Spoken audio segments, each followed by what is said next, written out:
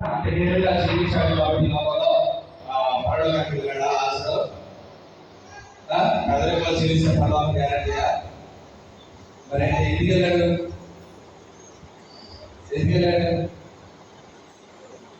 దేవుడు ఆ వ్యక్తిని ఏ పాత్రనైతే పోషించమన్నాడో ఈ భూలోకంలో ఆ పాత్రని అర్థవంతంగా లేదంటే ఆ పూర్తి వినయంతో విధేయతో నిర్వర్తించాడు. దేవుడిని నిందించలేదు, పక్కవాడిని నిందించలేదు. అర్థమవుతుంది.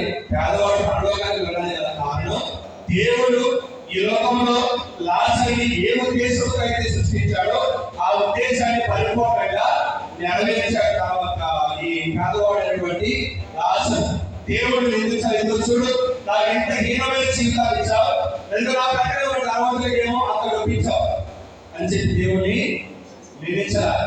తలవతుల దగ్గరికి వెళ్ళిన పదకొండు ఒక కాలం పెట్టని చెప్పేసి తలవతుడిని నిందించాలి. తలుచుకున్న వారిని ఎవరిని కూడా నిందించాలి. తలుచుకున్న వారిని ఎవరిని కూడా అసలు తప్పుగా మాట్లాడాల.